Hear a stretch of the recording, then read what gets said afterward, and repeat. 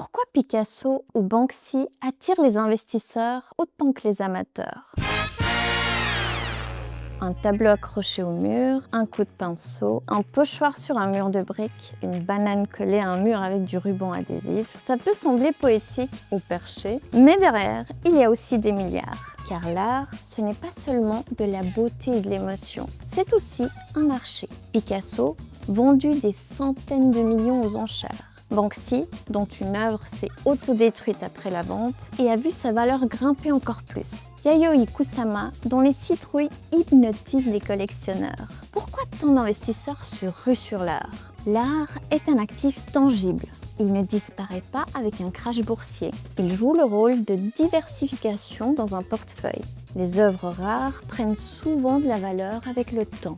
Et ça ne date pas d'hier. Depuis les années 1970, les prix de l'art ont été multipliés par plus de 50.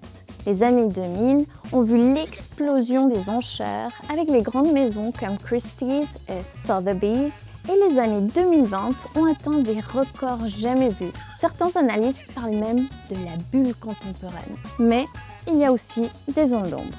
Le marché est peu liquide. Difficile de vite revendre un tableau. Les prix sont parfois gonflés par la spéculation et les modes. L'authenticité et la traçabilité restent des défis. Les faux et les répliques pullulent. Résultat, l'art attire à la fois les amateurs de culture et les chasseurs de rendement. Certains y voient un refuge, d'autres une opportunité, d'autres encore un pari risqué. Et soyons honnêtes, c'est aussi un placement qu'on peut admirer tous les jours dans son salon, ce qui n'est pas le cas d'une action Apple ou d'un lingot d'or. À retenir, les œuvres d'art sont à la croisée des chemins, passion, prestige et investissement. Picasso ou Banksy valent des fortunes parce qu'ils incarnent à la fois le génie créatif et une valeur refuge pour les investisseurs.